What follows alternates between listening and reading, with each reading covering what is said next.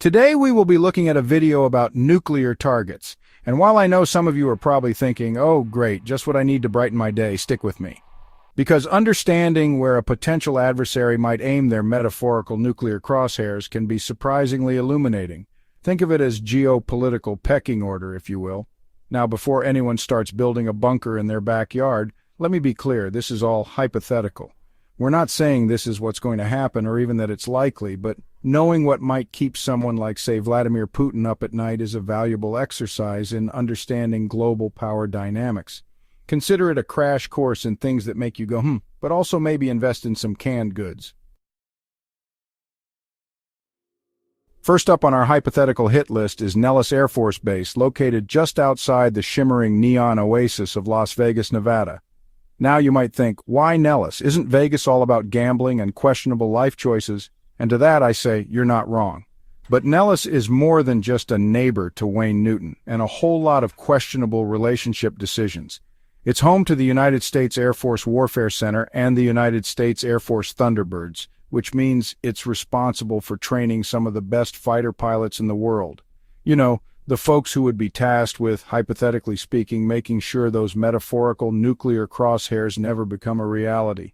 Taking out Nellis would be like taking out the star quarterback before the Super Bowl, a real blow to morale, strategy, and America's ability to deliver democracy, or at least heavily armed persuasion, from above. Next on our morbidly fascinating tour of potential targets is Fort Hood, Texas. Now, Texas is known for a lot of things: barbecue, cowboy hats, and a certain swagger that can only come from riding a horse to work, or maybe that's just the governor.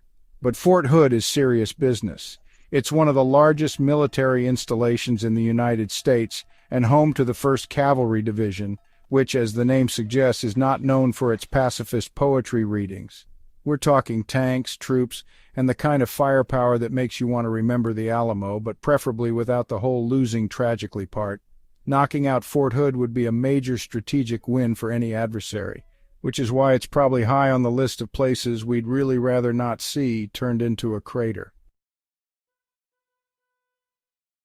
Our next stop takes us to the scenic Rocky Mountains, and specifically to Cheyenne Mountain Air Force Station in Colorado.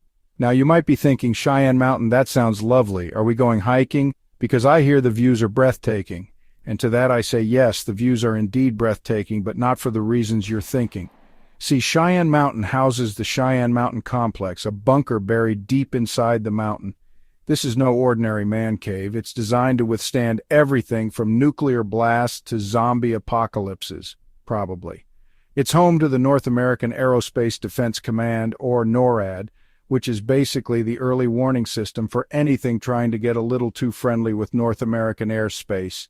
Think of it as the world's most elaborate and expensive burglar alarm, one that hopefully never goes off, but if it does, you know things have gotten very, very real. Fort Detrick, where the enemy is microscopic. Now let's shift gears a bit and head to Fort Detrick in Maryland. No, it's not a charming historical fort where you can reenact the Revolutionary War, though wouldn't that be nice?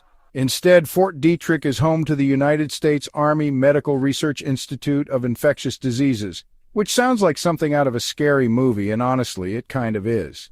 This is where the U.S. government researches and develops countermeasures for some of the nastiest stuff on the planet.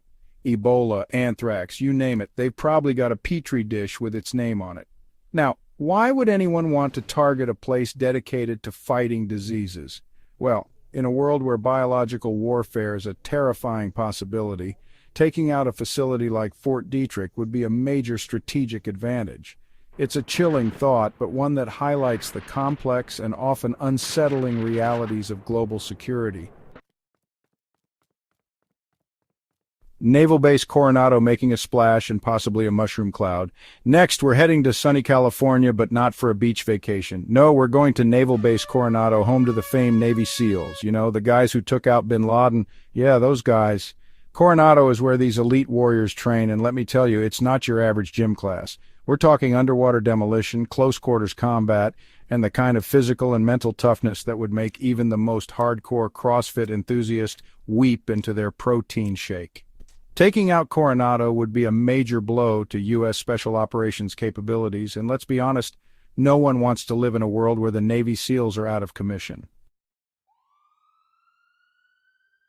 Joint Base Lewis McChord, where the Pacific gets strategic.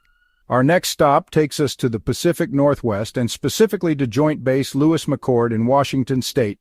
Now, Washington is known for its lush forests, coffee obsession, and a certain grunge rock band that shall remain nameless but rhymes with Nirvana. But Joint Base Lewis McChord is all business. It's a major power projection platform for the U.S. military, meaning it's strategically located to deploy troops and equipment quickly to hotspots around the globe, particularly in the Pacific region. Think of it as the military equivalent of that Amazon Prime package you ordered that somehow arrives the same day. In a world where tensions are rising in the Pacific, having a base like Lewis McChord is crucial for maintaining stability and reminding everyone that the U.S. is still a force to be reckoned with. Our journey now takes us back to California, but this time to Edwards Air Force Base. Now, Edwards is not your typical Air Force base. Sure, it has fighter jets and runways and all that jazz, but it's also home to the Air Force Test Pilot School, where the best of the best learn to push the boundaries of aerospace technology. We're talking experimental aircraft, cutting-edge weapons systems, and the kind of stuff that makes you wonder if they're secretly developing a real-life X-Wing.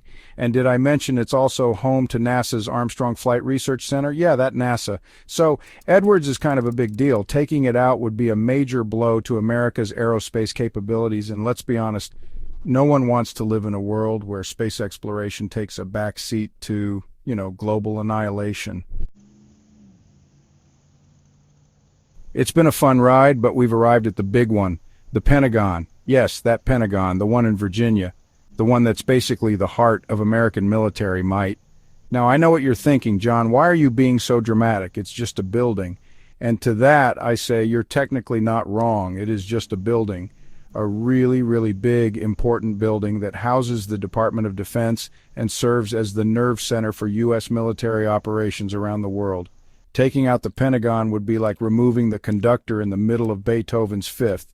Chaotic, disorienting, and potentially disastrous for the orchestra. And by orchestra, I mean the entire U.S. military apparatus. So let's all hope that hypothetical nuclear crosshair stays far, far away from this particular piece of American architecture. Our next stop takes us away from military targets and into the heart of global capitalism, Wall Street. Now, I know what you're thinking, John. You're saying even in a nuclear apocalypse, someone's still worried about stock prices? And to that I say, in the immortal words of Gordon Gekko, greed, for lack of a better word, is good. But cynicism aside, Wall Street represents more than just obscene wealth and questionable financial instruments. It's the engine of the global economy, and taking it out would send shockwaves far beyond the island of Manhattan. We're talking financial meltdowns, global recessions, and a level of economic chaos that would make the 2008 crisis look like a trip to the penny arcade. So, yeah, maybe those bankers aren't so bad after all, at least not when the alternative is global economic collapse. And finally, we arrive at our last stop, Silicon Valley. Now, you might be thinking, Silicon Valley, isn't that where they make iPhones and those addictive social media apps that are slowly eroding our attention spans? And to that, I say yes, but it's also much more than that.